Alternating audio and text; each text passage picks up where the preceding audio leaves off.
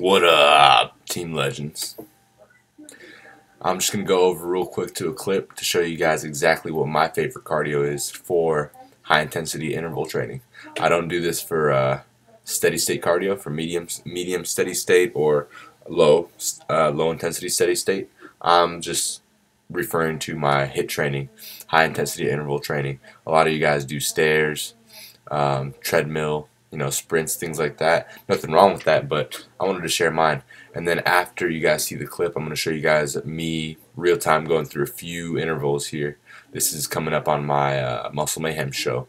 I'll show you the clip. It should be a couple minutes long. After that, I'll bring you guys back here, and I'll tell you guys kind of the benefits of doing things this way versus choosing your traditional, other variation of HIIT, whether it's on the treadmill, whether it's on the track, whether it's stairs, whether it's whatever, right? Or stationary bike or whatever. There's no right or wrong. There's just, benefits and drawbacks to each type. But I'm going to show you mine. I'm going to tell you why I like it more than others. Alright, check this out. Watch its intensity.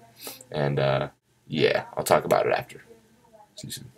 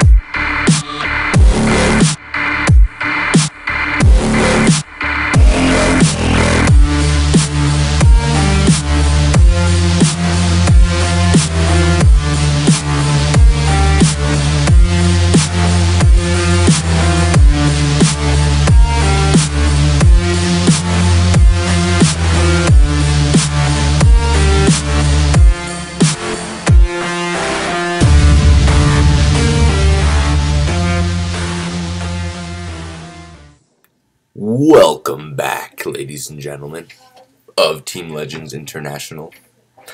I just did my interval training session there. Not the whole thing. You guys saw a couple intervals. Basically what I do to keep things simple, and there's exceptions, there's different ways of doing it, but to keep things simple, the last time I was doing interval training, I was doing it about 20 to 25 seconds on, and I don't put a time limit on the off time, on the downtime, because a lot of times for interval training, people will do 15 seconds on, 45 seconds off, or 15 seconds on, a minute off, or whatever, right? And they're timing it, and they're putting so much importance into the time, when in reality the importance is you being able to put in 110% exertion into each interval. So you might only need 45 seconds rest time between interval 2 and 3 and 3 and 4, but once you get to in between interval 8 and 9 and 9 and 10, for example, you might need a minute 15 or a minute and 25 or a minute and 27 seconds in order to optimize the next interval that you do, in order to go 110%. Otherwise, if you don't give yourself that rest, you might be going only 95% and not getting out of it what you should be. Again, the interval training itself is short and sweet, but it's meant to be all out. Everything you've got in the tank goes into these intervals. If you don't, then it just turns into more of a steady state effect, and it doesn't do anything. You're not doing it to burn a crazy amount of calories. You're not doing a steady state for an hour to burn more calories. You're doing it for a short amount of time, specifically for the fat loss aspect of the interval training. Alright, I do 10 intervals, sometimes a couple more, sometimes a couple less. But last time I was doing interval training was 10 intervals. Rest time was anywhere between 45 seconds, probably minimum, to about a minute and a half in between intervals, reaching my last interval. I'm always 20 to 25 seconds on, usually 20 to 25 seconds balls out, and then whatever it takes for me to compose myself and get back into it 110%. And I'll just do it that way until I'm done with my 10 intervals, right? Sometimes it takes 15 minutes, sometimes it takes 21 minutes, depending on the day. But I'll know that I gave everything I had, and I gave myself enough rest time between intervals in order to optimize it all. So another thing I like about the rowing machine is what you guys saw here, is that I noticed towards the end of prep, towards especially with more fat loss and just more taxing I was on the body in terms of working out, I was actually my joints hurt. My legs might have hurt from so much leg exercise. So either squatting heavy or hack squatting heavy or leg pressing heavy or whatever. So my legs would be taxed right after leg day. And then, or lower body day, or whatever you want to call it, depending on what your program is. And then my back would be taxed whenever I worked my back, whenever I did deadlifts, whenever I did rows, whenever I did whatever, hyperextensions, anything that works your back, right, pull-ups. And this row machine, you'll notice it integrates pretty much your full body. Now, you might be looking at it as, well, wouldn't that make it worse if you're sore, if you have to use your whole body every time you're doing these rows? No, look at it from the other perspective. The reason why I like these rows so much, this rowing machine, is that, especially for intervals, is that you're able to customize the way you do it based on where you are the most sore and when you are the most sore. If my legs are hurting, right, I'm able to put a little bit more back into it and not bend my legs in so much for each interval, and still get the high intensity interval effect from the row itself. And from the whole cardio session itself, without getting my legs too far involved.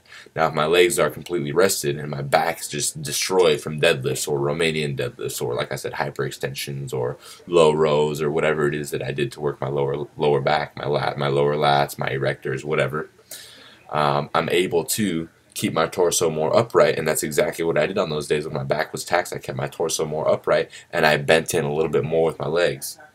Bent in a little bit more with my legs and came out. You see that? So you're able to customize it. You're still able to go 110% intensity, but you just change the angle of your body, change the way you're doing it, and make sure that it's feeling all right.